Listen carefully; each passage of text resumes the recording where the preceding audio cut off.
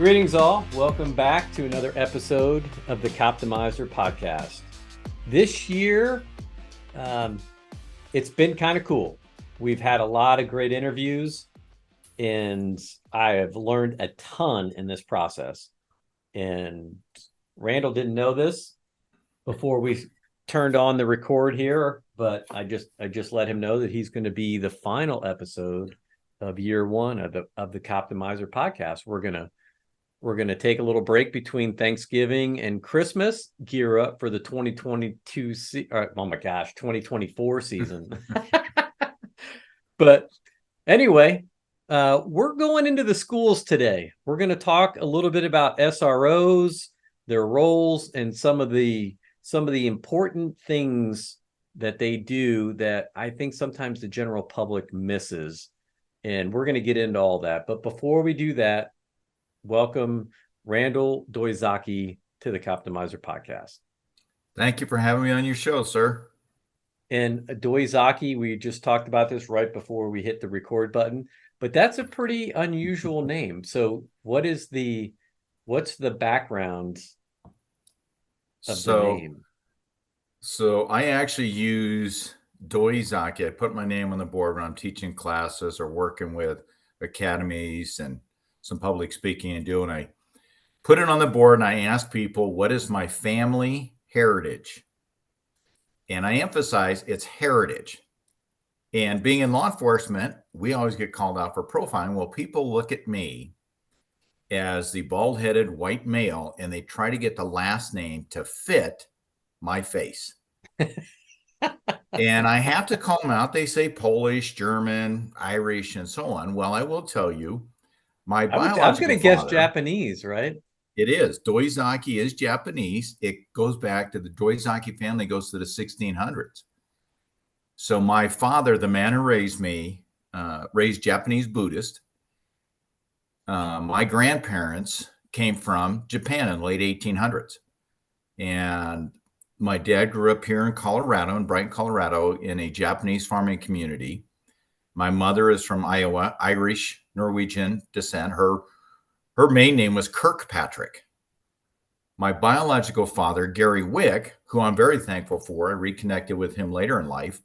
Unfortunately, both my father and my dad have passed away, but Gary is Wick, German. So I have German, Irish, Norwegian characteristics, features, but I was raised in a traditional Japanese Buddhist home. Every New Year's Day, we do a big tempura. I spend hours cooking tempura, but then my wife is Italian Catholic. Her parents are from Naples, Italy.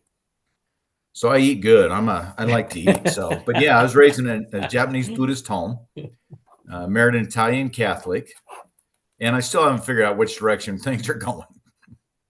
Well, and now you're having a conversation with an Irish Catholic. So there we go. My name kind of fits the face, right? Pale skins, freckle-faced Irishman. All right. Well, I don't want to go any further either without wishing you and all of your fellow Marines a happy birthday to the United States Marine Corps. Thanks, sir. We're looking pretty good. 248 years. I think we're holding up okay. Not too bad. Not too bad. And I wish you a happy Veterans Day for everybody that's coming up tomorrow. Go out and, we had, as I was telling you before we started the show, I had the opportunity last night. I'm part of a Masonic lodge. I'm currently Master Lodge. And we had a meeting at a retirement home here in the Denver area with some 50-year Masons. And a lot of them were Vietnam veterans. So we had the opportunity to really sit down. We had the only one we didn't have in there. We didn't have anybody in there from the Air Force. I guess they've got a different retirement home for the Air Force. And we didn't have anybody there from the probably someplace up, more upscale than where you were. Yeah. They probably have somebody fluff the pillows and put mints on their pillow at night. Of course. But, I appreciate all the veterans out there. It's truly, we wouldn't be where we are today without the blood, sweat, and tears and lives that our veterans have given for the rights and the freedoms that we have. So thank all the veterans. Right on.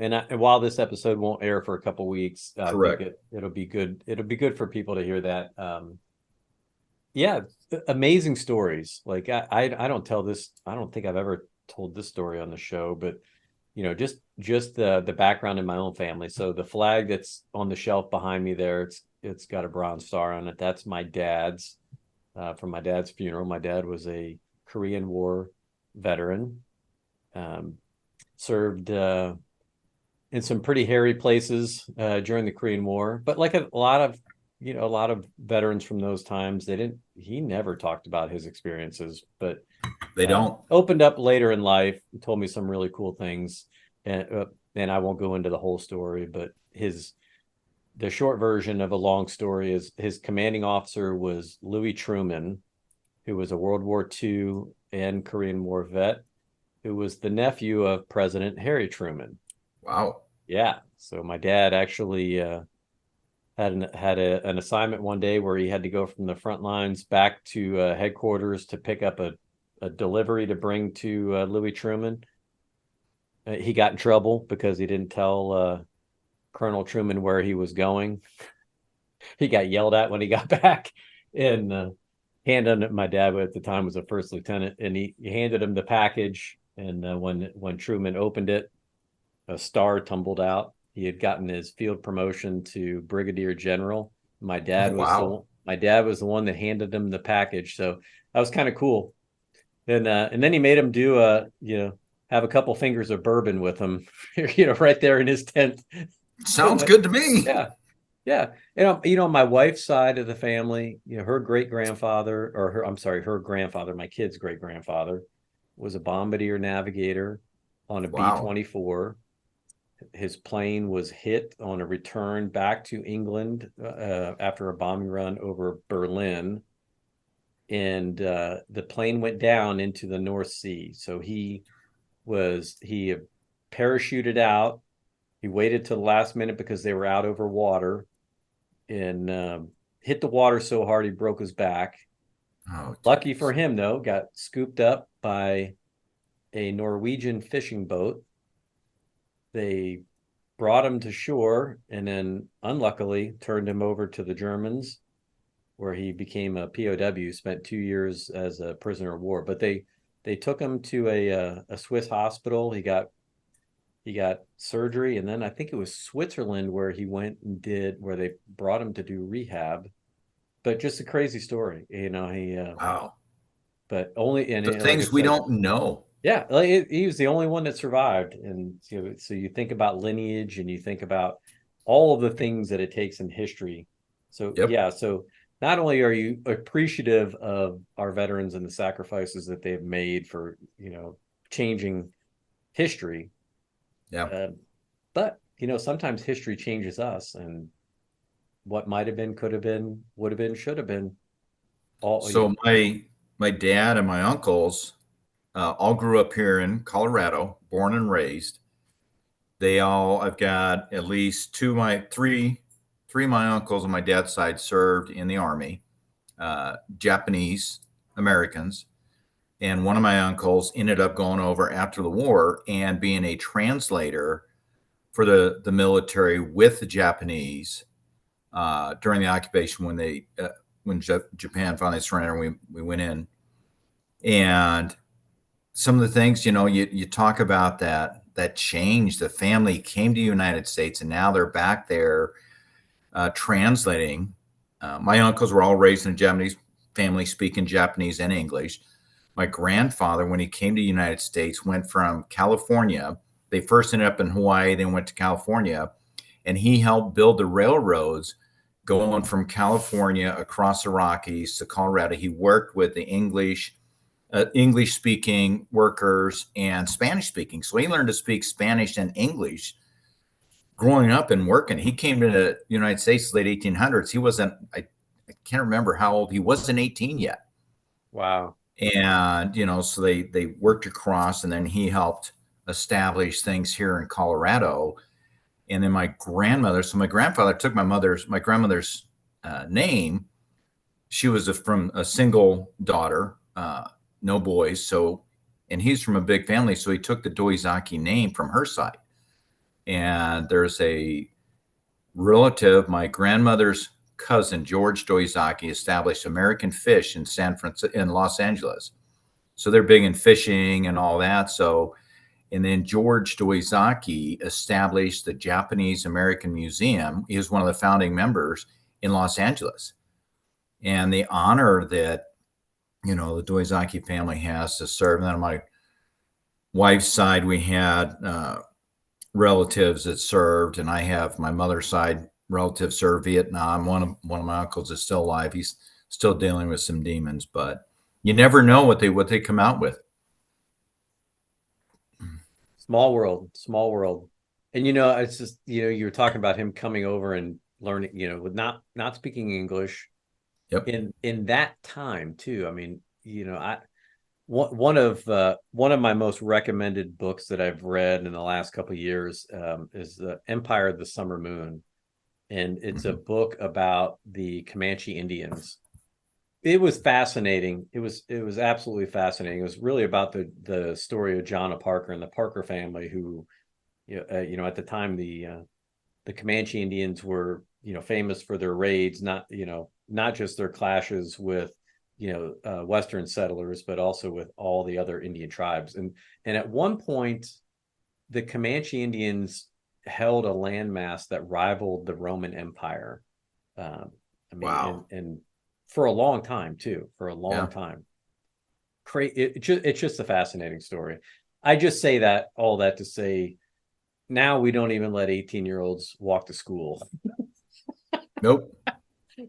It's too dangerous. It's crazy. It's crazy. And that maybe we'll just use that as a little kicker into what we're going to talk about again, getting into schools, and then, talk a little bit about what's happening there. But before we go there, why don't you tell us a little bit about your career, about your background, and what you're doing now? So in a nutshell, right out of high school, went to Marine Corps, served, had a lot of fun, serving in the Far East. That was peacetime, 82, 86. Played in the jungle, had a lot of fun in the Far East, came back, did a number of other jobs. They truly weren't careers. And with the support of my wonderful wife, 36 years, we just celebrated 36 years in September. Very patient woman. Congrats. Very patient, putting up with me and all my Marine Corps crap. But I wasn't satisfied, and I actually had a passion for serving. That's the Marine Corps. I like to fight. I was a scrapper in high school. That's why I went to Marine Corps. But I don't think, I've talked about part of the reason I put the badge on. I was 11 years old, and my family was held hostage here in South Denver. The guy got in the house, took my mom to the door with a gun in her ribs. It was on a Saturday morning. And even to this day, I remember the look on my dad's face. He's between the dining room table and the wall with my 2-year-old sister in his lap, and he couldn't do anything to protect his family. Now, the guy finally gave up and surrendered. PD surrounded the house, and you look out the front window, and they're all over the rock garden and behind vehicles, drawing down on the house. And it was, in 11 years old, I'm like, wow. So after I got in the Marine Corps, got married to my high school sweetheart. We dated when we were juniors in high school. And less than a year into our marriage, individual goes in to rob a bank, and he was dubbed the gentleman bandit. Off-duty plainclothes officer was working the bank, draws down, tells the suspect, drop the weapon. He turns, officer shoots and kills him. Had this individual come in 5 minutes later, my wife, who was a teller at the bank, would have been gone. She was leaving earlier. So there were 2 incidents in my family alone. And like a lot of us, we put it on to be that sheepdog at the door. We are the consequence for their actions. It's like being a Marine. You let the dogs of war loose, and we're going to come at you with everything we got. So I wasn't happy. So in 93, I went to the academy, put myself through the academy here at ACC, a local community college, finished my associates in 95, and I was testing with Denver PD, Arapahoe County Sheriff's Office, Jefferson County. And I was, I only had a few steps left with each agency. Arapahoe County, I tell them I did my polygraph. They say, let's see if we can hire you next week. I was like, okay. So I started with Arapahoe County June of 95. And I was 31 years old. I was a little bit older. I wasn't a 20-year-old kid. I've already done some things. I used to walk steel, metal buildings, construction, fire water restoration, a bunch of other things. So I wasn't a green kid to say, but I was naive to law enforcement. Let's put it that way. But I identified when I started with the sheriff's office, and this is what we talk about when we're doing like coachings, as you all know, you identify what's the objective and you work with them. I said, where do I want to be at retirement? Arapahoe County is a defined benefit. So I had to figure out where I wanted to be. I wanted to be a lieutenant or captain and work backwards. So when I was with the sheriff's office, I did 3 years of jail. I went to patrol for 3 years, put in for investigations, and sergeant was in patrol. I came out number 2 on the sergeant's list out of 14 and 3 on investigations. I went to investigations, did a stint there, promoted to sergeant, went back to the jail, then back to investigations where I spent 6 years as the evidence custodian, general investigator duties, dealing with calls and homicides and all sorts of crap. Peer support coordinator, hostage negotiation sergeant, coordinator for the critical response team, the officer investigating involved shootings, and did a number of other collateral. Went back to the jail with a couple of IAs. I stepped on some toes. I'm not known for being delicate around my chain of command.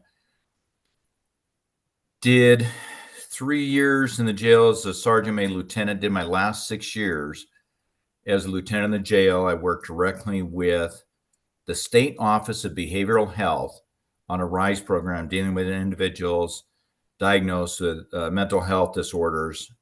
And the RISE program is restoring individuals safely and effectively to companies. Get them to court. Had nothing to do with their charges, but they were not capable. So I worked directly with psychologists and therapists. And for the record, as a Marine, it was a professional relationship. They were not there to help me and my being a Marine. But then in 2017, I was eligible to retire. 2018, I was recruited through LinkedIn to take over as a lieutenant for campus safety with a local school district here. I now supervise 4 armed sergeants. I'm usually armed, and I have 80 plus unarmed officers that I work with that I supervise throughout the entire metro department. And it's, I will tell you this, I've seen more crap in the schools than I did in my time with the sheriff's office. The dynamics have changed so much in our culture and the issues we're seeing. So it's an eye opener, and it's kind of catching up to me. But that's where I'm at right now. Yeah, and I do want to spend a lot of time kind of touching on that, because this is, we're at a really interesting crossroads in our country. The last 7 to 8 years, a lot of scrutiny on policing, and some of it we've certainly earned, but a lot of it I think is just comes from a lack of understanding. Yes. And a lack of role clarification about who's responsible for what. And then when it comes to law enforcement, what the rules are and how law enforcement officers are legally bound by certain actions. They're driven by policy and by case law. That's the root of all of our training and how everything, and sometimes the general public is, they're not bound by policy and case law. They're bound, more by ideology and beliefs and personal beliefs and emotion. And so the media at large, I think, is, really almost wholly to blame for a lack of, good public relationships. Mm-hmm. Because it really runs contrary to their interest. And when I say media, sometimes people think about your local reporter.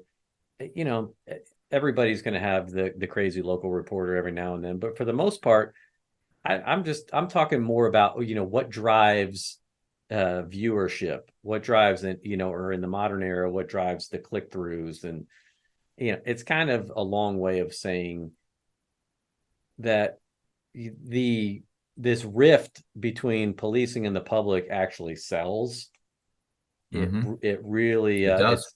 it's like constantly throwing gasoline on a fire.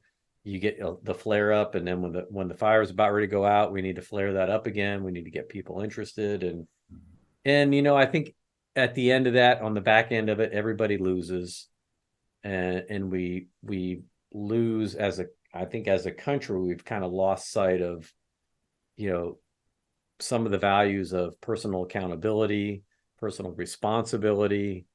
And it kind of goes to my quip earlier about we don't even let 18-year-old kids walk to school anymore, hardly. Correct.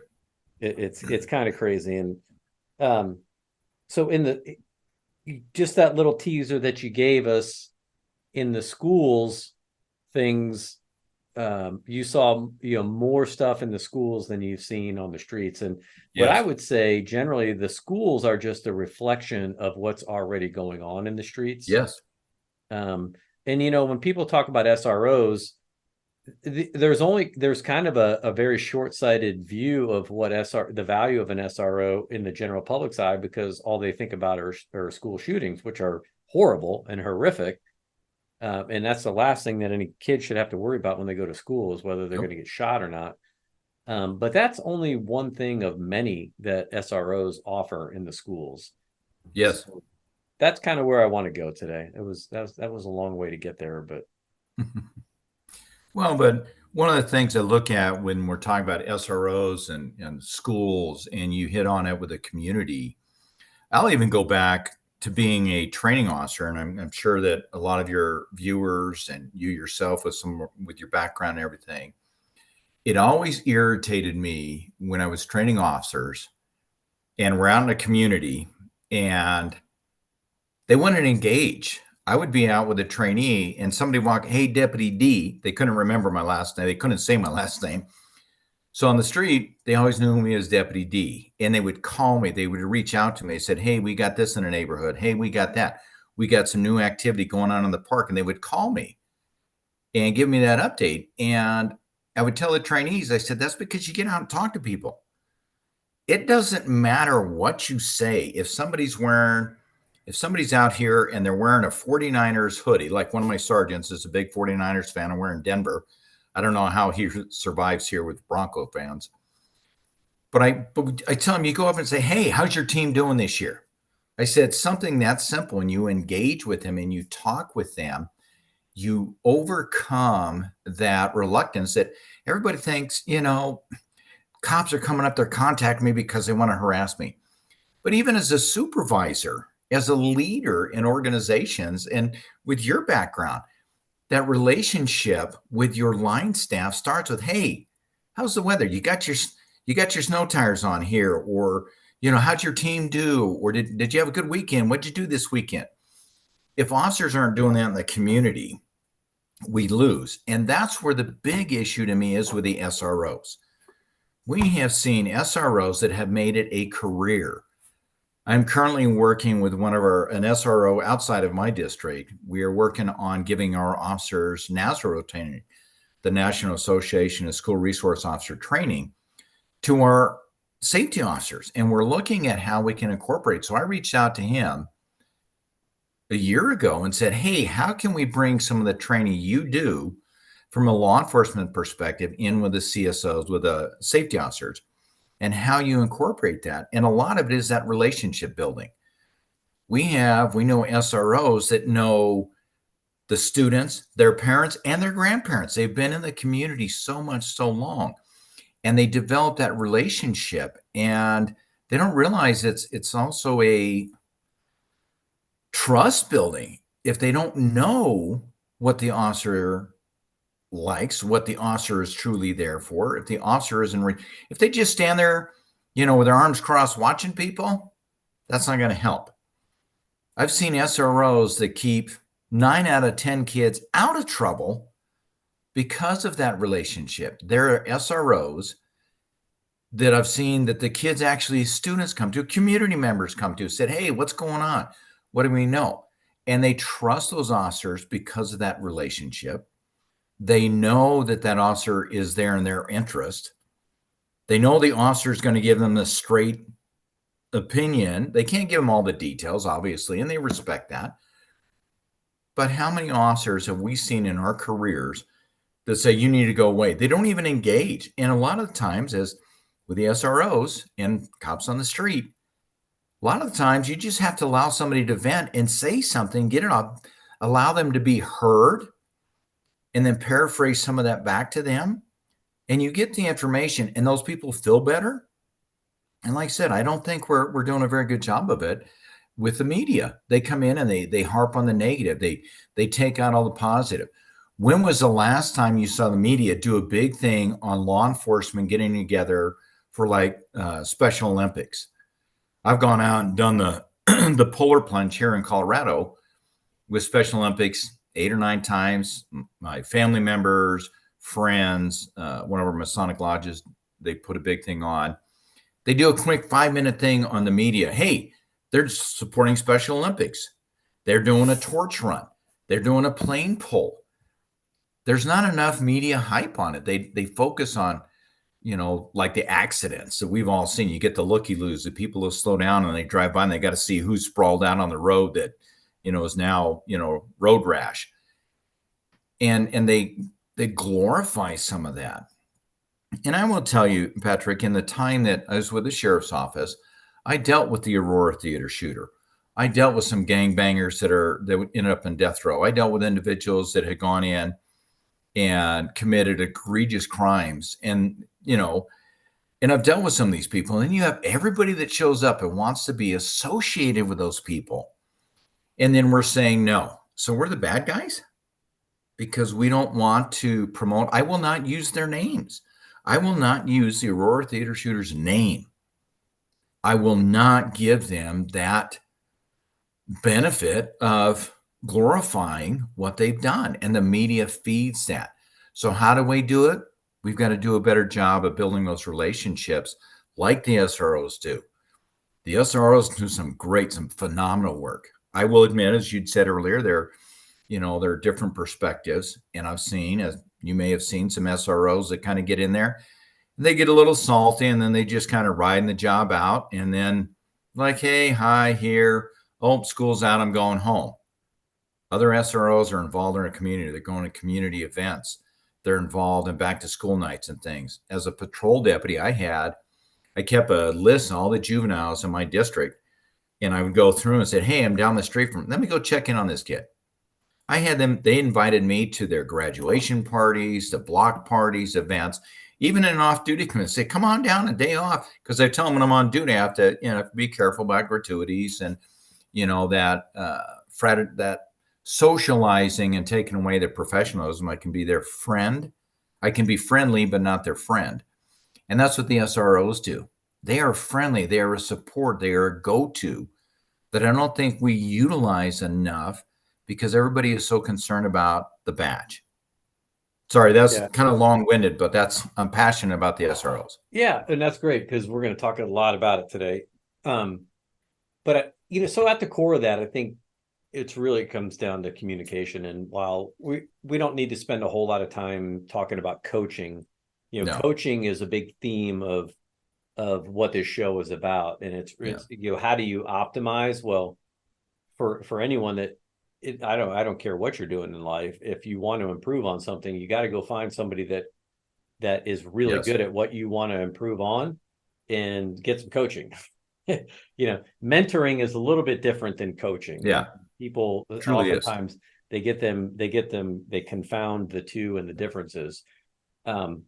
So, what I'm hearing there is maybe police departments, regardless of your role in the agency, could really, really benefit from coaching. And one area in particular is coaching on communication. Yes.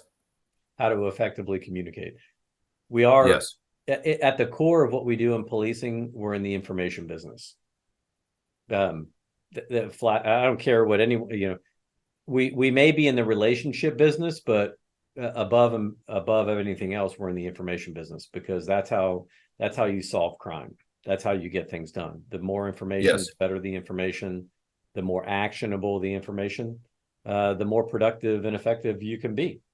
And how do you get information? You got to have people working with you. You got to have Yeah. that people willing to call you and trust you with that information. Yeah, and then you have to have good systems in place to make use of it. And I was a bit of a hard-headed young officer, right? Like probably a little bit more egocentric than I should have been. And but I had good mentors that kind of showed me what the right way to do was. And then it wasn't until later in life that I developed this concept of coaching. But Mm-hmm. sometimes you learn the hard way, that the way you're working isn't working. And so you have to, as long as you take time to have some self-reflection and introspect, and hopefully if you've got good leadership in your organization, they're not just rubber stamping you every 6 months, Mm-hmm. but they're actually giving you really good feedback on what your strengths are, Yes. where you need to improve, and actually coaching you and mentoring you, and leading you. I mean, there's a time and place for everything.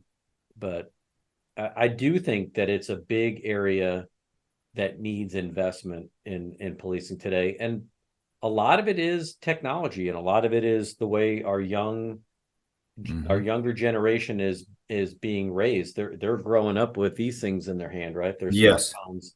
And that's how they're not any less intelligent, they're not any less compassionate or empathetic. They just have a different style of communication, and sometimes Mm-hmm. that creates a rift Yes. between a generational gap. But it's not just on them to adapt to an older leadership style. It's older leadership styles also have to adjust and recognize that if I want to Yeah. get the best out of my employees, then I'm going to have to make some adjustments myself. And everything is cyclic, right? We learn and we go. Yep. um So you're talking about technology. I don't know if you know the name Vinny Montez. He is I think he's a commander with Boulder out here. He's on LinkedIn. I've He's seen all him, I've over. seen him perform. Yeah. He's phenomenal. He's very entertaining, and one of his segments is about millennial cops, and he says you get this cop out there and says, "Hey Siri, how do I deal with somebody tripping on meth?" And they're doing it on Siri and stuff like that. And he's got a lot of great skits, and he talks about the young guys. And but even here, we had one of our officers who was dealing with a young female in her mid-teens, and she's threatening suicide if they take her phone away from her.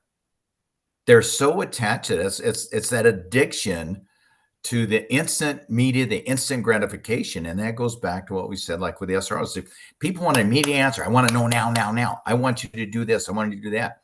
But our SROs are, and just like any cop, we're going to stop. We're going to take a breath, and we're going to reassess. We're going to look at, okay, what information do I have? How do I move forward with this? How do I do this? How do I help these individuals avoid that? How do I prevent this? And, like I said, the information and that relationship, uh, instant. You look at the stuff coming up with AI, and I've talked to a couple of people that are instructors, college instructors, facilitators, adjunct faculty, and even in public education, they talk about how they have to manage some of these processes, some of these reports and stuff. You can sit there and type something, and they've got a full paper in 5 minutes, and then you go back and say, "What did the student learn?" To use the computer to type his report. Or have the report do it for him, right? Or Yeah, well, and yeah. I don't know about you. When I first started a patrol, we didn't have the MDTs. I was doing handwritten reports. I'm dating Yeah. myself there, but No, I'm right there if with you you. if you made more than 3 errors, you had to rewrite the whole report. You didn't have, you know, word grammar or any of these other things to correct it and make it look good. And then you end up in court uh, now, and they've got the report, and they're trying to reference their report when they're testifying. It's like, and then they say, well, that's not what your report says. Well, wait a minute, let me see what my report says. Oh, okay, that's what it wrote. How do you know? that's funny because Technology. you'll appreciate this. um when we rolled out Axon Records, it's been about 3 years ago, and this before I retired. um we go into that new records management system. When we were doing the training, I was telling this story of being really just trying to set up our officers to understand why we were making the change, you Mm-hmm. know, where technology is going, why it's important to make sure that we're getting in front of it and using technology that's going to work for us. Yep. But and so I told the story like, right, you know, we drive around, we get out of our cars, we would take out our notepads and we would write everything down on our notepad. And Yep. then and then at some point, if you had time, you would drive back to headquarters and you would get out. We called them number ones. If it didn't involve an arrest or if it wasn't a major crime, we had Mm-hmm. these note cards. Basically, they were kind of like a half, like maybe like a 6 by 10 hard card, Yeah. pre-printed form, and you would type in like name, all the incident matter, Yep. and that, and if you made mistakes, like we didn't have even like the fancy typewriters with the, you know, sometimes you did. I guess it depended on what, you know, where you were in seniority about which Yeah. typewriter you got on. But if you made mistakes, it was like start over, do it again, Tear it up and which start made over. me really appreciate my high school teaching or a typing teacher. Yes. um Agreed. that was like, oh my, that class was like, it was death when I was in Yes. it, but man, that was one of the best classes I ever took in high school. But then if you had a major investigation, right, like a robbery, something like that, burglary, then we had to use carbon paper. Yes. And so I Yep. started talking about this and people are looking at me, and then I stopped and I'm like, all right, anyone in I was like, raise your hand if you know what carbon paper is. Nobody. Like a couple of the older guys, but there were maybe they had no idea what carbon paper was. And Yep. they're like, what is this stuff you talk about? Like, yeah, like the typewriter key would hit one and then it would, oh man, I was trying to explain it, but So we I actually tried digress. to initiate when I was working on my graduate degree. I used the Dragon program to dictate some of my Yes. papers. And when I go back to what you're saying is when I was in investigations, we would dictate our cases, give them to the administrative secretaries, and they would type our case reports up for us. They would type all of our case findings and all that. And they would make all the grammar changes and make it sound really good. It's like, man, I sound pretty smart for an investigator. But then we went and with the Dragon program, we actually brought that in and we had our officers try it. And it didn't go off real well.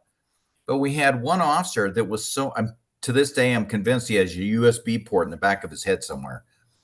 But he would use that Dragon mic and he would watch a video, he'd watch a recording, if it's a body camera or whatever it is, and he would dictate from that camera. And he was so precise with that that you didn't have to watch a video, because other officers, they'd watch a video and they try to type something. They watch and they try to type something, watch and try to type something. And you saw that, but look at how far technology has come. Yep. And to use some of that, even the recordings on the phone. I mean, you want something nowadays, hey, just send me the YouTube that you recorded of that incident. Everybody pulls out their phones. Yeah, that's funny because that was one of the reasons. And this isn't a sales pitch for Axon because I know there's other companies that are doing this, but you know, I really appreciated their approach early on. But because, you know, some of these processes that we talk about, like if you think about why are you writing a report, even to this day, you know, I challenge chiefs because I teach a couple of different classes, and one of the things that I've challenged some chiefs on here lately is why are you still typing reports? Yes. And because if are you wearing body camera? If you're not wearing body camera, sure, you have to type summary reports. But if you're wearing a body camera, why? Why even type the report? Because you Yep. have auto transcription that can occur. Maybe Yes. you should type like a summary, make sure that you've got good way to get your major fields in. But it's a bit of redundancy when, particularly if it's a case where your video is going to be saved forever. And Yes. I would venture to say almost every interaction these days, Yes. outside of accidentals and other things, almost everything should be saved. I mean, there's no reason um, to get rid of video anymore. And so, yeah, it's just kind of one of those processes where, well, I guess if you think about it in terms of if you look at the daily workflow of an officer, and I'll get us back on track here in a second, but if you look at the daily workflow of an officer, 80 to 90% of the work that they do every day are things that are never going to get looked at a second time. Correct. And it's mostly just documentation. Like I was here, saw that, did that, and then you're moving on. And Yep. so why do we want to spend so much of our valuable resources, particularly in a time when we're having issues with retention of Yep. employees, recruitment of employees, spending our time on things that drive no value? A lot, technology has evolved to a point now where it can replace task that humans used to Yes. do but no longer need to do. And so now we can really just we can summarize it when you clear a call, you summarize on Yep. your body camera about what you did, what the Yep. disposition was, what the outcome was. If there's any follow-up needs to be done, you can certainly do that. You can make a decision about how you're going to move forward there. But most of the stuff, no need. It's already there. And yeah, so we can talk about this maybe in terms of how that interacts in the school environment, because in schools we're dealing primarily with minors, Yes. and You're so not there's going to have your body camera running. yeah, And that's what I was just thinking. You're talking about the documentation, and the 80, 90% of the time is kind of routine, mundane, not case related. But if you think about the SROs in the school, there's cumulative issues that build up to it. There may be precursors, there may be a little incident here, a little incident there. And under FERPA, with student privacy and so on. And obviously, under federal law, you have to protect the privacy of correct, students. There are certain things that are non-disclosable. So correct, it prohibits the use of body cameras. It's similar to HIPAA. correct. When you're in a hospital environment, you have to be Same able to exact protect. thing. Yeah. And that's where some of the challenges, and we are held to the standard under FERPA and protecting student confidentiality and privacy. And so a lot of the officers, even for a PD wearing body camera, they go into the school, they are there for an incident. Their body camera being on is one thing. The SROs are going through the school all the time. They're there for an entire school day. And they're not going to be recording everything, but they turn it on when something escalates and they use that. So there's a lot of challenges with that. And you look at the community perception, is that the pipeline to prison approach and the thought process that people have behind that, and the body cameras. Well, that's you're doing this, and no, that's not necessarily the intent. That's as much to protect the student as to document what occurred, because, like you said, the body camera is just that the officer can do a quick summary, an intro to what the body camera was about. Then you've got the video. You can record that. You can have it dictated or downloaded or however. But there may be other issues that come up that lead up to that. And one of the issues I always have with our officers, and we tell them, and we've seen this in our profession, people come in and they're talking to people, even in the street, even going to somebody's house. Sit down, shut up, don't do this because I'm here and I'm in charge, because I'm investigating a call. And in their house, well, this is more of an impact with students. Students are very emotional. There's a lot more going on. And what led up to it, they get disrespected. Somebody looks at their boyfriend, somebody looks at their girlfriend, they didn't get this position or they didn't get that. There's a lot more emotion that may lead up to it. So there's still a lot of questions and concerns that the community are bringing up about why and when the SROs are using the body camera. What is the justification? Are they recording throughout the day? Parents say, "Hey, how do I know my student isn't in the home getting friendly with somebody?" And that's not what the SROs are there for. That's not what the body camera is there for. But even with families coming in and they want to see cameras, they want to see, okay, what was recorded at this time in this location, and that is not disclosed. We do not share that. Parents come, well, I need to see this. No, if there's something relevant, we will disclose that to the PD. They will deal with the criminal prosecution. If something comes up, the staff, the supervisors are the ones that sit down, work with the investigation team, and go and sit down and work with school leaders to show any video because, again, we want to ensure what they're watching is specific to their student. That's it, nothing else. Well, what about these kids over here? No, we're not showing that. That is not relevant. So when you're talking about these recording devices and the documentation, even the perception of eavesdropping, and when you're recording, in Colorado, it's legal to record the conversation between individuals as long as one party is aware the conversation is being recorded. So when people walk up and they've got their phone out and they put it up in somebody's face and they're recording, everybody knows. But do we know how many students, how many individuals walk up with their phone and they're recording what's going on? If we want to know what happened with a fight, we want to know who was where. All our officers need to do is they go and ask the kids that they've got, hey, have you seen that video on this? Yeah, here, let me show you. Hey, can you send that to me? That's not us, and we're not asking the kids to do it, so they're not acting as anybody's agent.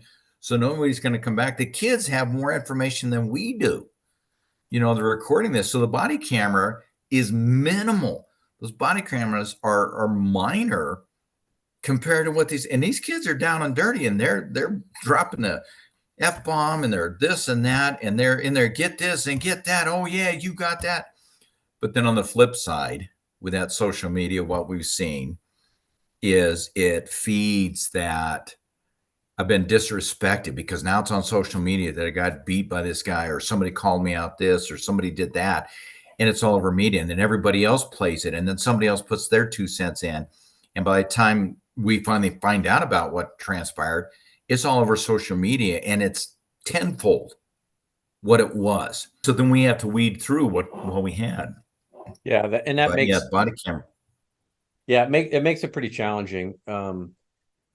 So so the school district so you retired, you're working in the schools. You say you Correct. have like some 80 some that are unarmed, Correct. and then a small number that are armed. Correct. What what are the I for somebody that's maybe not involved in policing, or maybe someone that's never worked as a as an SRO, what are some of the most common types of issues that SROs are dealing with in schools today? And how busy are the SROs in schools? Personally, I'll start with the second part of that. In my opinion, the SROs are as busy as they want to be. If the SROs, and we have some that have been at for a couple of decades that are phenomenal, they are out and about with the students. They're engaging with the students. They're going to athletic practices. You have some that may be coaches, that may be assistant coaches in some athletic skill, and they're engaged. They get to know the families. So they're as busy as they want to be. Now, depending upon the school and the community and the demographics and so on, they may be busy on the other side dealing with a lot of little issues. If you look at, you go back to when we were growing up, you had the kids, a few kids who were out smoking. They go out certain places. I know here at our high school, there are some bushes on one end of the school. The kids that smoked would go out there. The kids were smoking marijuana would go out there, or, you got the jocks, the football players on one end, or baseball players, and you got the nerds, or the smart kids gathering together talking about physics and stuff that I cannot even understand. And so you look at that. So it depends on the SRO and what they're doing. But now with the So high smoking, school, what you're everybody's saying carrying is vape. High school hasn't changed much in the last 40 years. Kids are still No, kids. no, it's just what they've got going.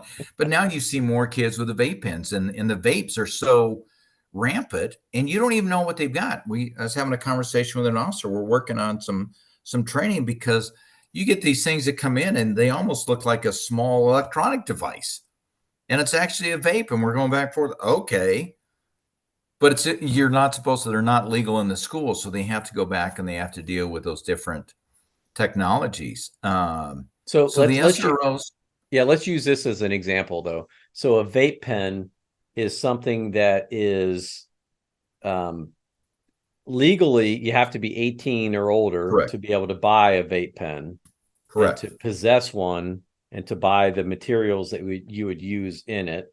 Correct. Um, so just mere possession of a vape pen by a minor What would be the criminal offense in Ohio for that? Is there a criminal offense, or is it just an infraction that like a ticketable offense? So for us here, it's not, they don't do anything with it. It's so minor um, that nothing's done. It becomes an in-school, a disciplinary process. There's no criminal report. There's no document. There's no go to court on it. The school and the officers would just document, hey, on this date, this time, this student was contacted with a vape pen taken, turned over a parent, or disposed of. So, and that could be Uh, done by a teacher or an SRO, right? Correct. And A lot of schools, if they don't have the SROs, the schools will deal with it themselves. So parents may not even be contacted, and it's so minor. Now, it's a little bit different here in Colorado, marijuana being legal for personal and medicinal use. It's still illegal to have it on school grounds. Doesn't matter whether it's legal in the state or not. It is still a federal offense. It's still listed as a federal crime. They are not authorized to have it on school grounds, period. what's the legal age to be able to use and possess marijuana recreationally in Colorado? Honestly, I think it's 21. Yeah. I Okay. I don't keep up on the laws for that. I'm not a I've never been big on marijuana myself. So I don't keep track of it since I've gotten out of law enforcement. I want to say it's 21. Um, but even then, faculty members bring it on school grounds. Doesn't matter if you're my age or not. You're not supposed to have it on school grounds. Same thing with alcohol on school grounds is prohibited. Um, but the students, that it's going to become a discipline. It's going to become an internal student discipline management matter. They're not charged for it. Now, if they're bringing in and they've got it divided out and they're for distribution, what you and I would classify package for distribution purposes, that's a different story. That is turned over to the SRO or the PD, and then they look at it. And a lot of times those may get filed with a detective, and the detective come back and work with the courts and say, we're not going to file, we're not going to move forward. It's documented and dealt with. They may end up doing it as a diversion. And a lot of the SROs, I think that's where it comes back to them. A lot of the SROs will work with the schools and they say, okay, we have this, we notify the detective, but we are not going to, this is not going to be a criminal case. It is not going to be filed. This is going to be done as a diversion. We're going to do something within the school. I'll go back to, as a patrol deputy dealing with the juveniles. I always made it a point to look at ways to keep the kids out of trouble. And case in point, I had a young couple of kids in an apartment complex, and they had a blowgun. Now, I'm a big hand weapon guy, so I've got a bunch of crap in my house. You're more likely to get stabbed or stuck with something in my house than you are to get shot. So don't break into my house. My Rottweiler Shepherd would take care of you in the first place. But this kid and his buddy are in a parking lot. It's a covered parking structure, and they're using a blowgun. It's during the spring, summer, nice weather out. And they've got pop cans on top of this wooden fence that goes around the parking structure, and they're trying to hit it with a blowgun. Elderly female walking her small dog on the other side of the fence on the sidewalk gets stuck in the neck with a dart. It goes over and hits her in the neck. I hope she's okay. I shouldn't laugh until I know she was okay. She was okay. Right. Scared the crap out of her. I get called. Bet. I go out. And I was known in the community, and I show up and I'm talking to them, and the kids are just mortified. Parents are like, we had no idea. We thought they were being responsible and so on. It was unintentional. But technically, there was injury. Technically, a blowgun can be classified as a hunting. It's used for small game in some areas. But that was not the intent. There was nothing here. So what we did is we just wrote the quick little report, documented the injury, medical checked her out. She was good. But again, this is back a few decades back. The woman had bought a computer and she's trying to learn computer so she could do different things. The kid sat down and would go and meet with her a couple times a week and teach her how to use the computer. And we were done with it. It went away. Nothing happened to the kid. And that's where a lot of our SROs come in, and they're like, okay, what's the intent? What's this? How many kids actually, we've had kids that come in, carry a paring knife to cut an apple or a piece of fruit or something. How many students, going back to your comment about 18-year-olds walking home, how many parents would give their teenage daughter something and said, carry this pepper spray, carry this to protect yourself in our current climate culture. So if that's happening, we've had a number of students. Oh crap, I didn't realize that was my bag. I've got a little pocket knife. I've got OC. Well, it's illegal on school grounds. Are we going to handcuff this student and take them to jail because they're in violation of having a weapon on campus? No. Do it as in-house. And a lot of the SROs, they deal with that and it goes away. It's nothing that becomes criminal. If you have a street cop who's not an SRO, is not familiar with the community, the student, the demographics of that campus, doesn't know the parents, doesn't know the grandparents, that an SRO does, comes in, that street cop may be more likely to, okay, it's a felony, boom, you're going, we're hooking you, we're hauling you. The SROs prevent that. The SROs do more to do diversion and de-escalate. And then if the student is concerned because of walking or threats or dangers, then we can take other steps to help address those fears, to help ensure the students are safe. If they're not communicating with the SROs, if they're not communicating with any of the safety officers for the school district, whatever, they cannot ensure that that student is safe. And if the student's not feeling safe, then we're not doing a good enough job. We're not communicating and building those relationships. So where do you think, and that's a great explanation, because I think one of the biggest misunderstandings in here in my own local community, the high school that I went to, in the post George Floyd era, there was a big push to do away with SROs. And there was, a small group of students and parents that were, arguing against that, saying that they felt threatened by SROs and by law enforcement. Yes. In schools. And so when you ask for specific examples of what the SROs have done to create an environment where they feel unsafe, well, they can't provide any. What they do is they provide generalizations based on Yes. Emotional arguments, maybe from halfway across the country. And they say, well, I'm afraid of law enforcement in general, for a lot of different reasons. Yeah. Fortunately, there was also a lot more support for the SRO program. That's ultimately what won out. But I think a lot of schools kind of caved to some of that pressure. And I say this also with the caveat being that sometimes if you don't have good leadership and good training and good partnerships with your schools, between your police departments and your schools, the SRO program can get misused and abused. Yes. And then again, that's what kind of creates these. So yeah, and you used the term, earlier, right? The pipeline to prison, that school shouldn't be that pipeline, and kids shouldn't be getting arrested for things that are happening in school, where they might not otherwise be arrested for. And, the challenge with this discussion is that there's a lot of nuance. Yes. And what I would say in almost every single one of these cases, I would say it depends. Yeah. It's all situational. It is situational. And that's so important to understand, particularly when you're selecting your SROs and those that are going to represent your agency in the schools. Correct. It is a good fit. The personality is right. The training is there. The understanding of what the role is inside of the school, and understanding what the professional responsibilities are, both from, involving things like FERPA and school policy, but also department policy and, some of the things from a legal perspective where officers don't have discretion. There is statutory requirements on you shall act on these things. And it takes a long time to train and learn and understand all that nuance. But from a public perspective, parents don't want to take the time to learn all the rules. They want instant satisfaction in the moment, particularly if they feel like their child has been aggrieved, or been wrongfully accused of something. So it is such an interesting and complex dynamic that we could probably put on a 40-hour class on this. We could.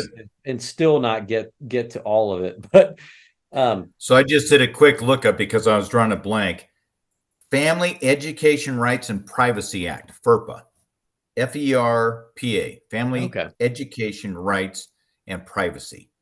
So under that FERPA, and that goes back to, if kids get in a fight, family wants to know what happened with the other kid. Well, we're not going to disclose what the outcome was with the other kid.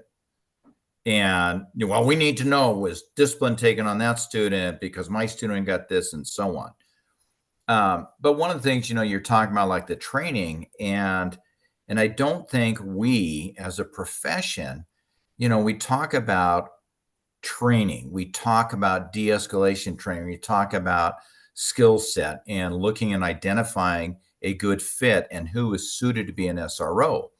I don't think we're doing enough on that. When things blow up and they get ugly, like you said, with some of the incidents that have happened, and they come in and they zero in, one of the first things that an officer, when they get in trouble, one of the first things we look at is their training history. Pull up their training history. Did they have these training certificates? Do they have this? Well, that's great. We show we've got these certificates, but what are we doing to educate and let the community know what is involved with the training, what goes into it?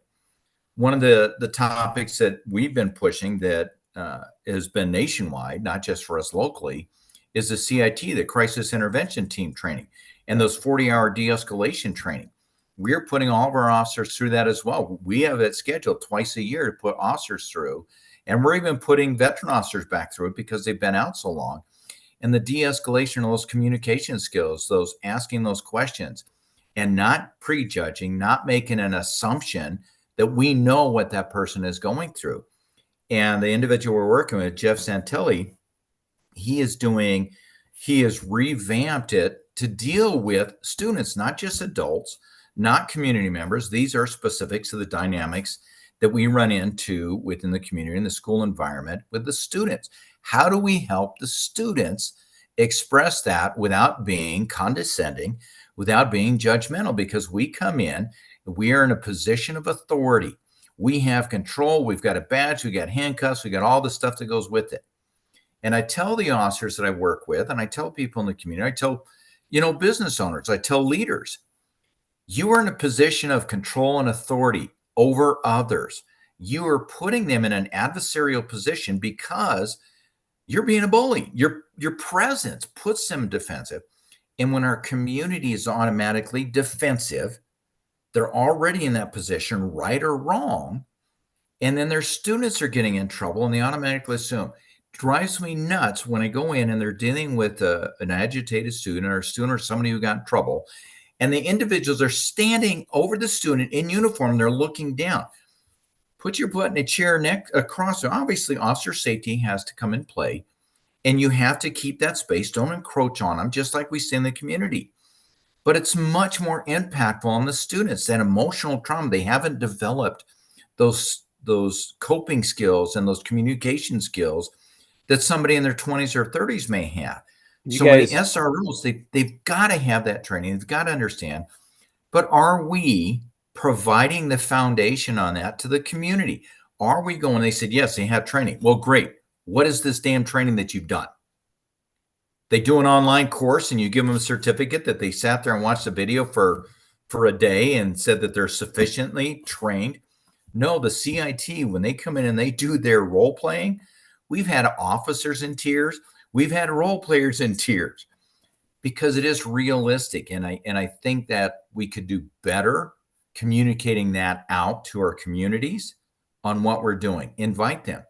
You said earlier, hit on the point that everybody focuses on the negative. Everybody focuses on somebody stumbled and fell. Okay, who's talking about everything that they've done to prevent those falls? What have we done to guide them to become better at it? Even as leaders in our leadership positions that a lot of us have held, we automatically go in and we jump on somebody for a mistake. How often do we go and we start, explain to me your thought process. Tell me what you were thinking and how you ended up, what was going through your mind, what led up to this action. We need to do more of that with the community. We need to do more of that with the students. And we automatically go in and assume a student is wrong. They've got a vape pen. Did we jump on them? Oh, well, you got a vape pen. So why are you bringing a vape pen to school? Whose vape pen was it? Did you get it from home? Oh, yeah, my parents have it. Okay, why are you bringing it to school? We go on, we automatically don't jump on them for having a vape pen in school. I'm more concerned about somebody bringing knives. I had an officer assaulted with brass knuckles a number of years ago on things like this. That's a different approach. But if we do more in showing the training we're doing with our SROs, with the officers responding to the schools, and you don't have that beat cop who's a little badge heavy out to make a name for themselves or whatever it is, who's angry because they got to go to school and deal with a student when they could be out catching bad guys in the community. And then the officer goes in there and they're like, hey, I got better things to do with my time. How many officers have done that with students? Well, And they're when you like, have that's good. It's a great point, because when you have officers that are acting like that, that's generally I think reflective of the culture in which they've been trained in which they've correct.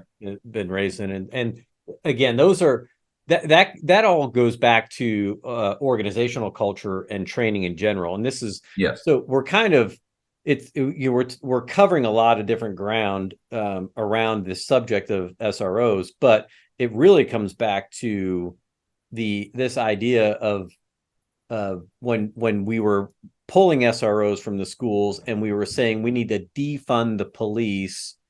Then you're looking at two I mean two things that are really catastrophic in the long term, because name a single profession out there where, if you wanted to improve performance, that you would train less and spend less money on, right? I mean, Mhm. it just it doesn't exist. And so the demand for police services are still there. The Yep. demand for police services in schools, whether you have SROs there or not, is still there.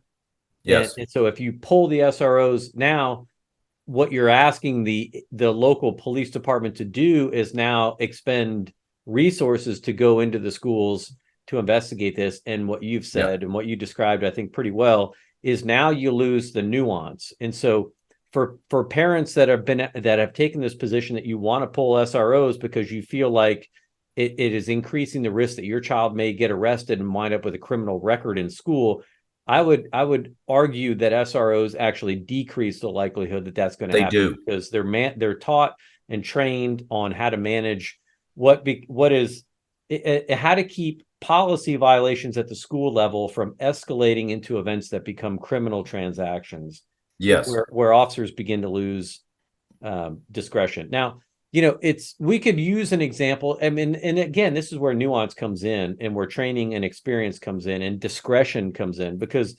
as a kid, I mean, fights in school were not uncommon. I wouldn't No. say that they were common, but they were not uncommon.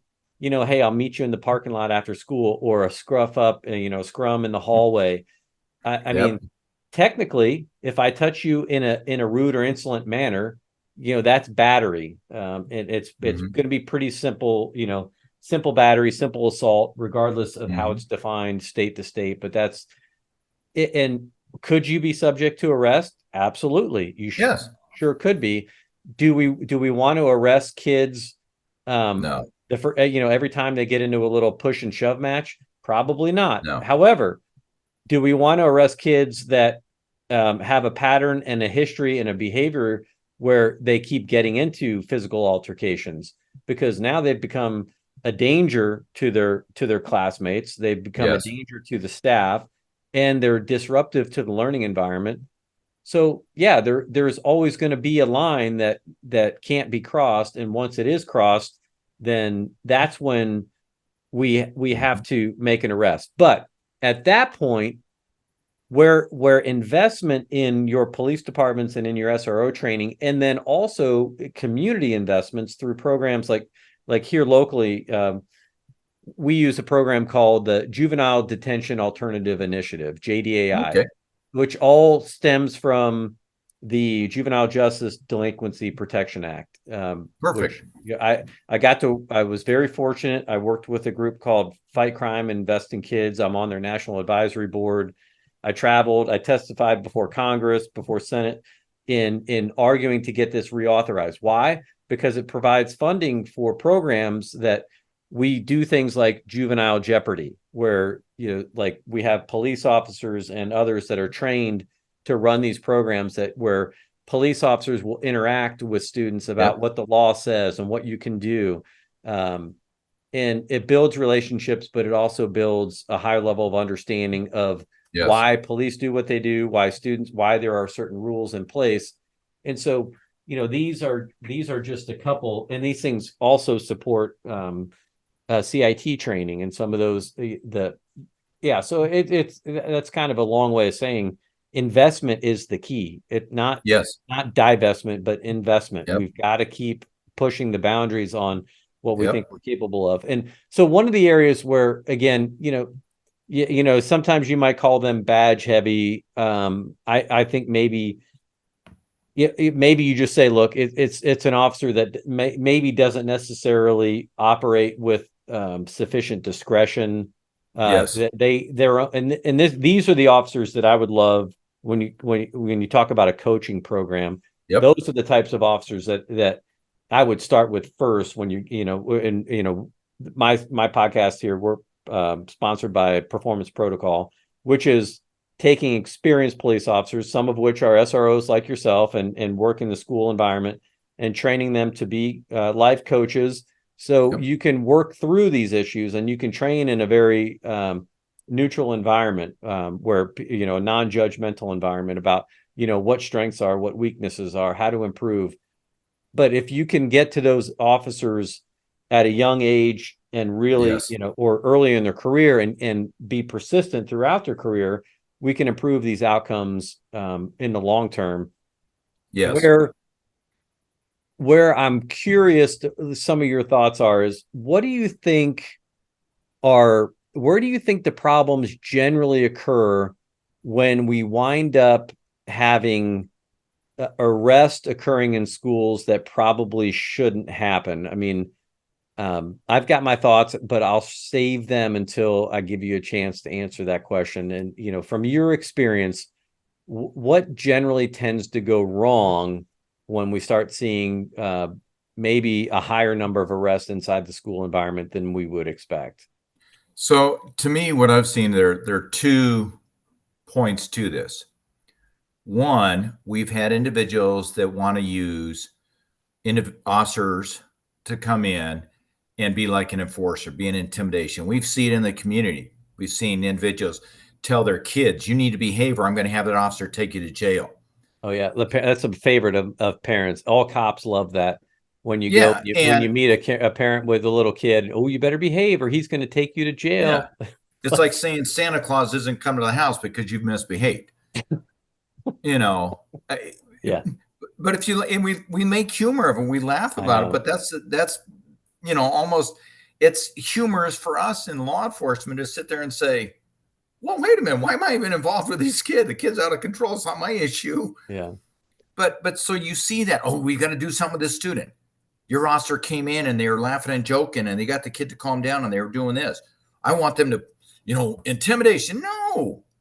So that's one issue. The second one is, and I tell the individuals I work with, there are 2 points, the sergeants, anyone chain of command. If it's not burning down and nobody's dying, we have time to step back and reassess.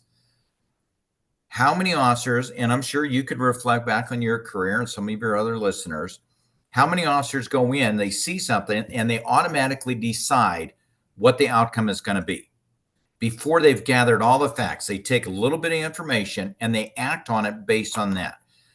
I think we're quick to judge and quick, even especially in a school environment. They want to make quick progress. We've got to get through this. We got to get this done. We got to slow down a little bit and we have to think about it. If you think about a student who lashes out, let's say a student brings a pocket knife to school or a butter knife to school, and they're saying that they brought it to defend themselves, and they lash out at another student. What is the precursor? Yes, you and I identify that is a crime. We don't disagree on that, but we're not taking the time, and not just individually, but I think nationally, I think any organization gets into this habit. You address that, but what led up to it? Is this student being bullied? Are there other dynamics? Are there issues? How many students have we dealt with? And we see this in the community. It's not just specific to schools. You see individuals acting out in the community. You see young adults acting out, and you trace it back. What is going on at home? What is the violence at home? What are they being exposed to? We talk about children being sexually active, and I've seen some stuff. I'm like, as a Marine, I'm shocked. I'm like, where in the world are they getting this information? Well, they're getting it somewhere. Yep. You have students doing things, and I was like, you did what? Where? When? How old? And you're trying to figure this out. So where are they getting it? But we're quick to judge on the moment. And again, with students, you're looking at young, hormonal, they haven't developed those skills. So are we helping them develop those skills, or are we reinforcing that behavior, that conduct? So one, community, addressing that with the families, addressing with people in the community. Oh, these kids are hanging out. They're up to no good. Think back in our careers, how many people, and this goes to some of the challenges that we see with profiling. Well, so-and-so's in their neighborhood. Okay, what are they doing? Give me some details. And when somebody calls and complains about an officer, they were rude. Give me an example. Can you tell me what? Well, they just didn't say hello. They weren't very nice in their tone. Okay. Is that a performance is it a conduct? Is it a training? Is it a personality? How do you address it? It's not like they walked up and took something from somebody. And we don't take the time to look into the backstory. We're acting on a quick spur of the moment comment made or action. If place is not burning down and nobody's in immediate danger, take a breath, military style, tactical withdrawal, take a breath, step back, reassess, and redeploy. If the person assessing it is too ramped up or too engaged, then we as leaders need to be able to say, okay, why don't you step back? Let's have somebody else step in and you tell me what you've got while this person goes and helps with it. School leaders tend to do that. They're quick. I need this. I need that. I need this student out here. And we come back and said, why? Are they a danger to themselves? No. Are they a danger to others? No. What are they doing? F you to the teacher and F this. Okay, so why am I involved? Why are you calling somebody? Because I need them removed. They're not a physical danger, so how are we addressing it? And then the students, the community sees that. So I hope that answers your question. That right there, just that gets to the core of what I was discussing, because that ultimately, and we can think of a couple of examples really quick, just based on some of those descriptions you provided. I believe it was a school in South Carolina where a young lady is on her cell phone. Teacher is telling her to get off the cell phone. She doesn't. So the teacher gets frustrated and calls the SRO. So now the SRO comes down. Yep. And this leads to an altercation, and the girl eventually gets flipped out of her desk. And that just leads to bad outcomes all the way around. Yep. And, the interesting thing about that, so in the media, that's portrayed as, really bad performance by the officer, right? Criminal wrongdoing by an officer, which is true in some respects. But then there's also very little discussion about like what processes are in place in that school, what leads to that, why is a teacher inclined to call a police officer to come in? And that's what you mentioned, that when police officers assume the role of enforcer in the school, and when they're not properly trained to understand what their roles are, it's easy for them to take on that role, right? Because they're trained to be protectors, first responders, problem solvers.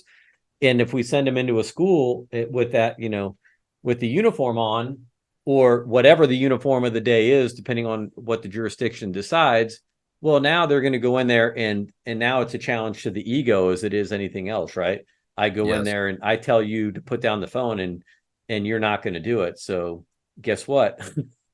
The phone's coming, and you're coming with it. And then that leads to an altercation. And so that was really interesting, because when that hit the national news, there was no discussion about why was the police officer even in the classroom in the first place?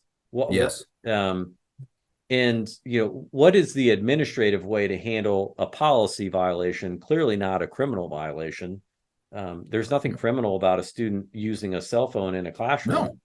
No. Um, so, and I'm not saying it's appropriate, and the behavior has to be checked some way, and Correct. but that's where the school professionals need to step in and make the Yep. determination, and that's not the role of the police. And so the police officer also has to be trained well enough to the extent where when they come in and when they recognize that they're being asked to do something that's outside of their scope of responsibility and authority, Yes. and have the confidence to say, pull the teacher outside in the hallway maybe for a second and say, hey, I'm not going to Yep. do that, and this is why. Here's what I would say needs to be done, and I'll help facilitate Yes. that. But I'm not, I'll walk down, whether it's you go to the vice principal or whoever, they tend to be the enforcers in most schools. Yes. You take that route.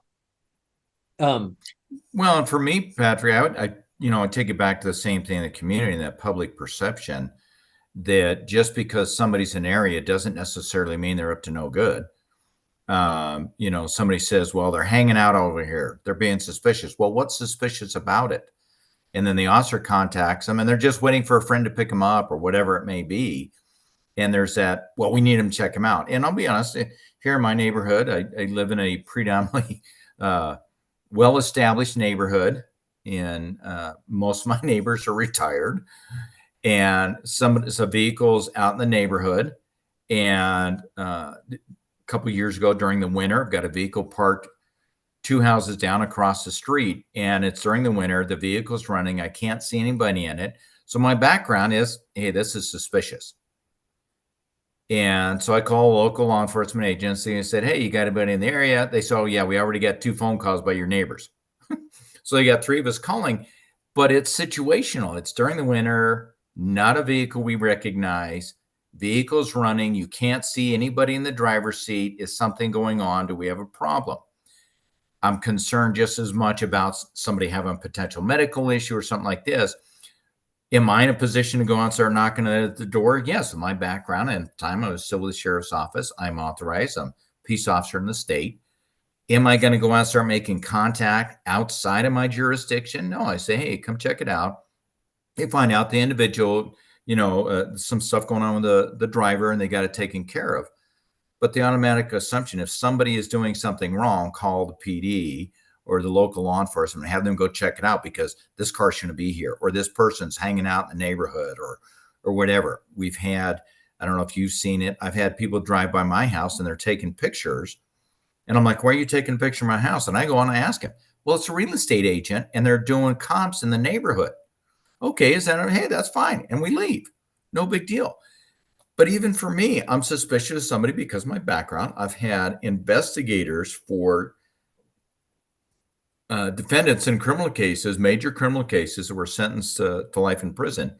I've had their investigators show up at my house because I was a supervisor in charge of the case. And they want to know how the individual was treated. And it's the pre-sentencing investigation, but they show up at my house. I get a little concerned about that. So yes, I'm going to go out and I'm going to check who's there.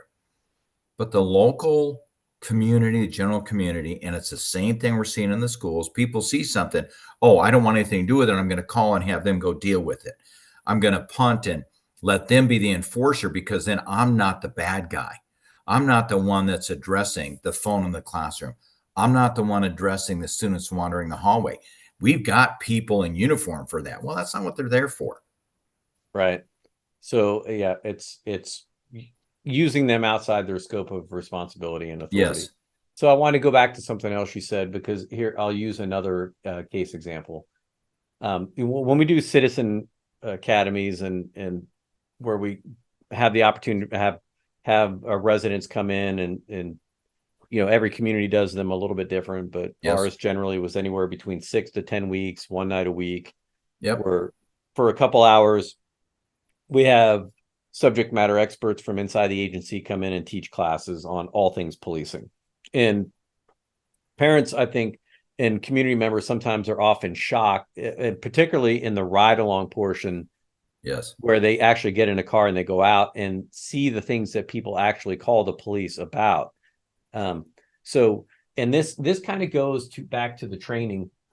When you have a suspicious subject gets called in, well, a lot of that, again, it's going to be, if it's 2 o'clock in the morning, the officer's probably going to have a high level of Yes. suspicion about what's going on, because who's out at 2 o'clock in the morning, what are they doing? And they might have a very legitimate and good reason, but Yep. that's also when there's a lot of crime activity, and so it's an elevated Yes. risk to the officer and to the community. So the approach might be a little bit different, but in the end, if you have the officer that shows up, hey, what are you doing here? And it's a person that lives in the neighborhood, or they're just walking through, regardless of what their race or background is, that they're going to find that somewhat offensive. Like, what do Hmm. you give a shit what I'm doing here? Like, I Hmm. don't have to tell you anything. And now we've started this confrontational exchange. Whereas, if you roll up and you approach the person just like, hey, how you doing tonight? Hey, I just wanted to let you know that some of the neighbors have called in, and they found your actions to be a little bit suspicious. So I'm just here to check and find out what's going on. Um, Hmm. and then you start a dialogue with them. And in the end, because if you haven't, if you don't have good specific information, for a Terry stop, that, reasonable, Yep. articulable suspicion that crime is afoot, then there's no legal authority for you to Yep. take that contact any further. So, and again, these are all things that oftentimes many citizens, they don't understand the rules of engagement, what guides these interactions. Yep.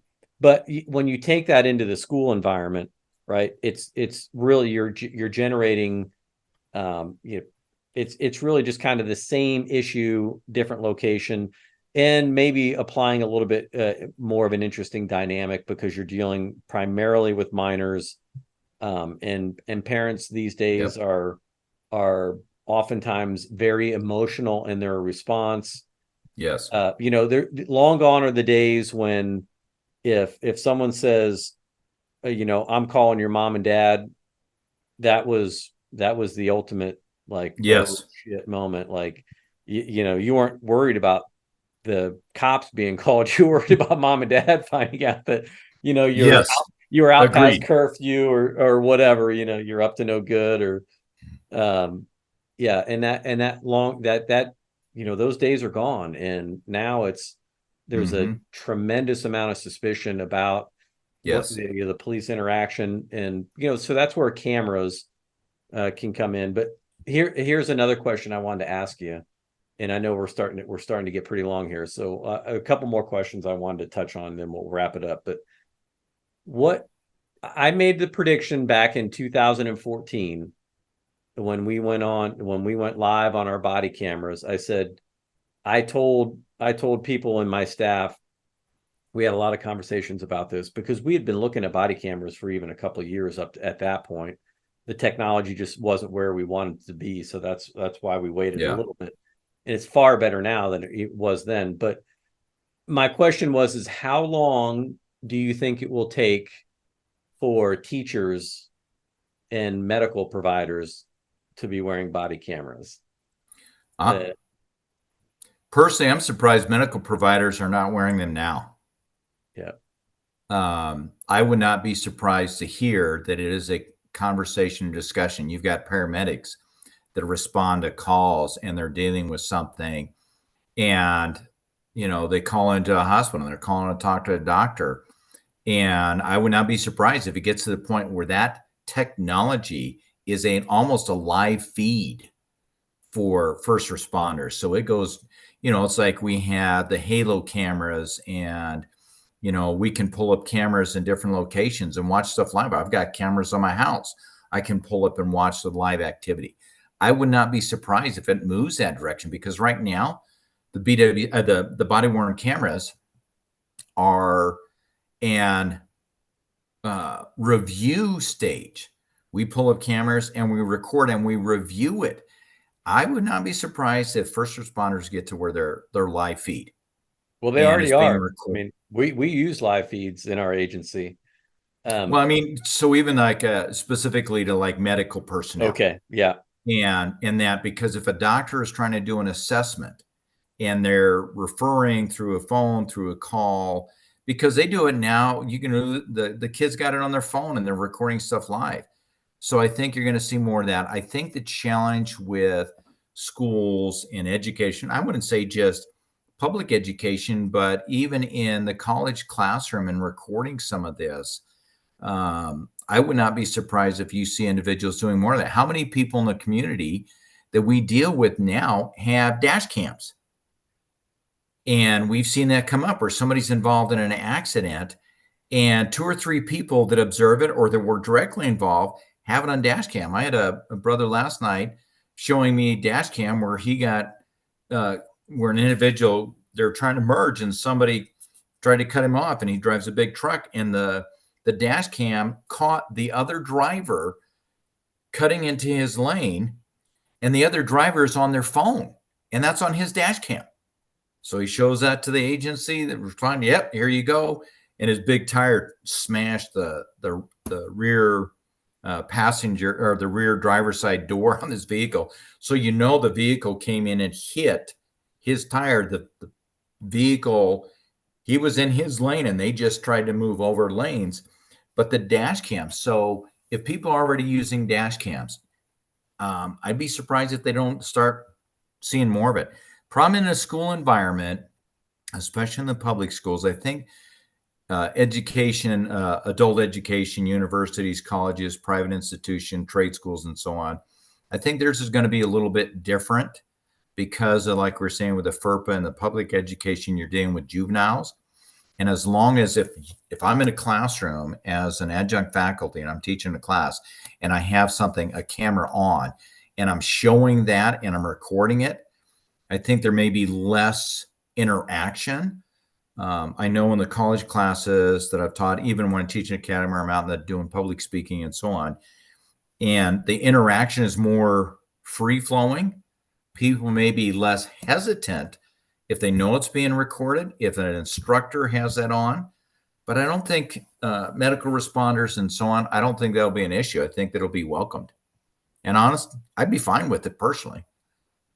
I think it's just a matter of time. And, Yes. I think the questions that the average citizen needs to begin to ask themselves is how much of this surveillance do I want, and do I feel comfortable with? Because yes, the funny thing is like, people think everybody else should be wearing cameras, just not them. yes, Because we don't trust other people to do the right thing. And I have talked about this, but I'll mention it briefly. Again, in these Citizens Academy classes, one of the first questions that I would ask is, like, raise your hand if you feel if every police officer should be wearing a body camera. And if you've got 30 people in the room, I can promise you 25 hands go up. yes, And then I asked the follow-up question, explain to me why police officers should be wearing body cameras. And the primary answer, or a general theme, is because it's an accountability tool, and we need to ensure that the police officers are acting within the scope of their responsibility and the law. yes, That's kind of a polite way to say it. And very, very rarely does a citizen in this environment say, well, it's to capture evidence to help in the prosecution of violators of the law. yep, And so what I then explain the process of what it takes to get hired as a police officer, where generally 88 to 92% of our candidates are vetted out. Like, they don't make it through our process. correct. Not necessarily because they're not good people, but for one reason or another, there's something along the way that has eliminated them from the hiring process.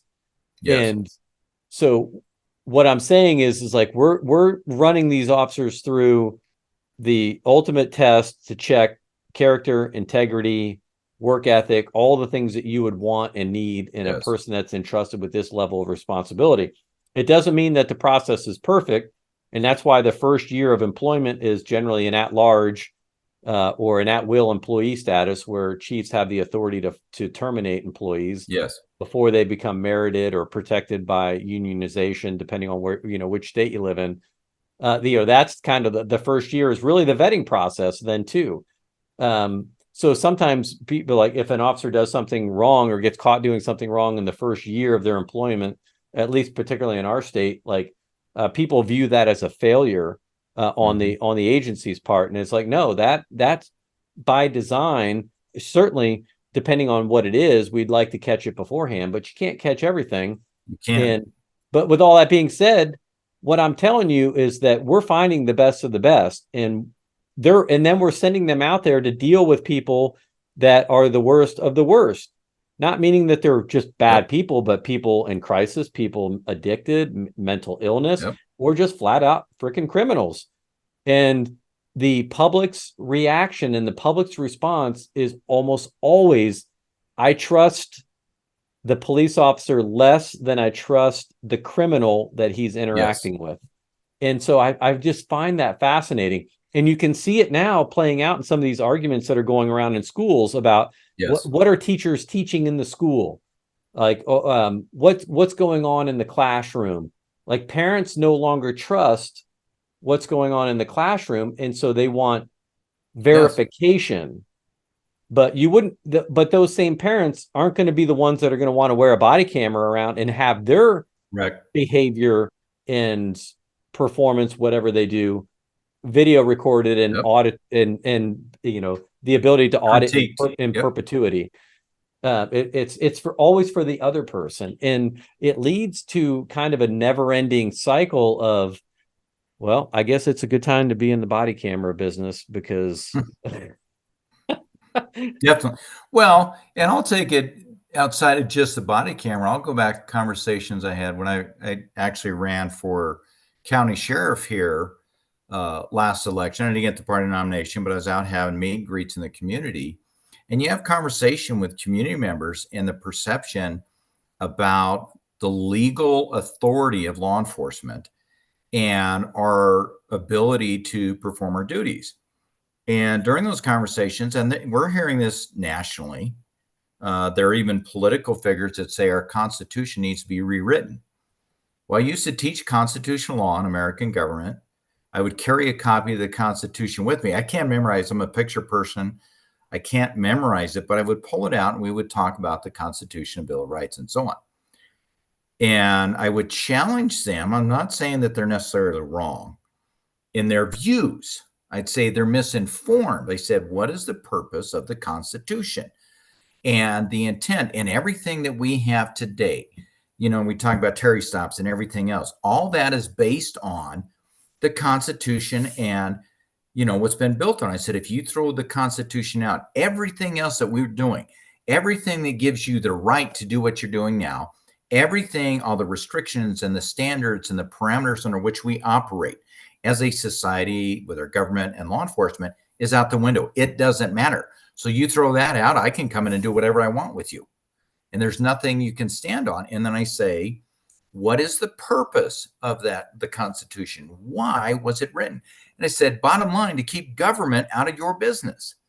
But as a public, working the public service and law enforcement, even in the military, we're at the will. We're there for a purpose. And if you take that away, what have you got? You have no structure, nothing to come back on. And, you're talking about body cameras and your privacy. How many businesses, when you walk in, they've got multiple cameras. They see you walk by in front of your business. In law enforcement, one of the things we do when there's a crime, canvass the neighborhood, find out who's got cameras. People see you coming and going. You've got tracking apps on your phone. You can see where, when you've got that Google Maps and you're tracking so you can see where you're at. I want to go here. It tells you where you're at, your starting point. You type something in your computer and you do a search for something. If I'm looking up a book or a training program, now you get all these ads. They're tracking that stuff. So it's not necessary they look as law enforcement is watching me. I don't want to be involved in it. I'm not going to wear one. Everything is being recorded around you. We're just using it, as you pointed out, for documentation and follow up. How are we going to proceed if there's a criminal action? That's all it's for. I could care less who a person is at a coffee shop with than I am about, somebody walking their dog in a neighborhood. We need to have that. And I think you're going to start seeing more of that. I just don't see a lot of it happening in the schools because we want to protect the innocence of our children in that learning and growing environment. I also think that, we talk about that culture and that climate. I think the pandemic didn't help because a lot of the students don't have those social skills. They haven't developed that. There was that span in there where a couple of years where they really didn't have those social circles. So if you're going in there and if administrators and teachers and faculty, food service workers serving in the cafeteria, custodial staff, who do you limit? Who's going to have it? And that innocence of those children, but they don't realize their classmates are already recording them. Yeah. All right. Well, I'm sorry for taking us on such a long tangent, but I enjoy the conversation, sir. Yeah, we've been going for a while. So, is there really anything regarding schools? We've covered a lot of ground. Any question about schools or anything that I didn't ask that I should have, or anything that you want to mention? If not, what's No. I like to kind of wrap with just a couple of things. Number one, you said you put on some different trainings and stuff. So if somebody wants to get with you and learn more about working in schools or some of the other things you're working on, how can someone get in touch with you? Primarily for me, it's through LinkedIn. I am trying to set up my own company. I've already registered Doizaki in Leadership. I'm working on a couple of books, but right now it's primarily through LinkedIn. My outside work, the mentoring, the coaching, the public speaking I do has all been, I haven't done it professionally. I've been doing it for a number of years. I started public speaking in 1999, I think it was, going out to private companies, and I've gone to small companies here and talked about creative thought, critical thinking, leadership. But LinkedIn right now is the best way to reach me, through LinkedIn. And once I get your last name is spelled Doizaki. That is correct. I should be the only. There's probably a couple others on there, but I'm pretty active on there. But the company I'm setting up, I've been working on the web page, is actually working with a marketing individual last night, is Doizaki on Leadership. That'll be doizaki-on-leadership.llc.com. Hope to have that up in the next week. Got 2 books I'm working on trying to get out on leadership. I've got a 3rd book on meditative thought. A 4th one is a leadership workbook. So I've got a lot of little projects. But working with individuals like you, Patrick, and reaching out on a few other podcasts, that's a passion for me, is these conversations.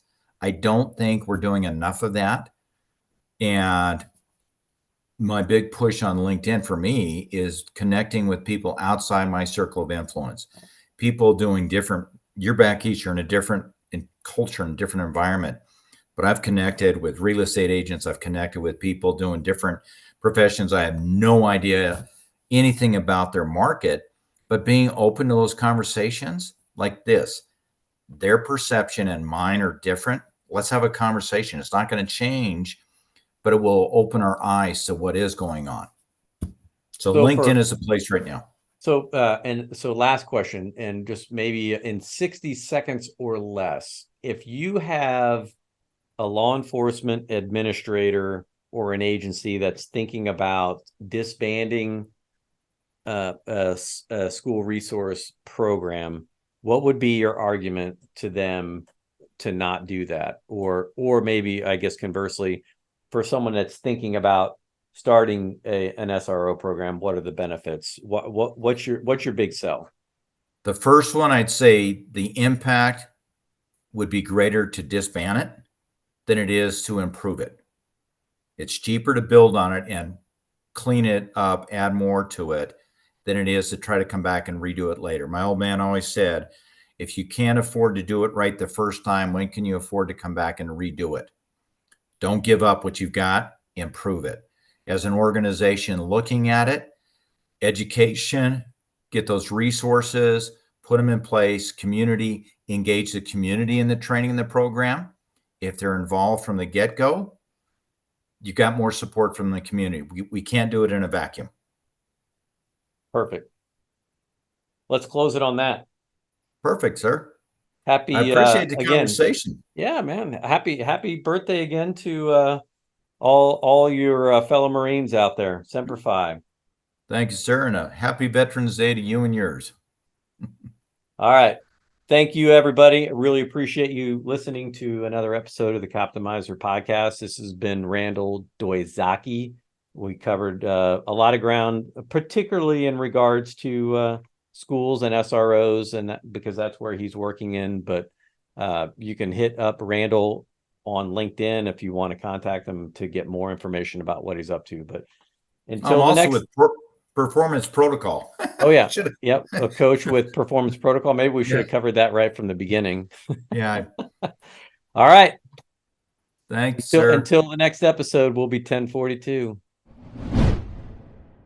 Log into www.performance-protocol and learn more about how to bring this program to your agency and community.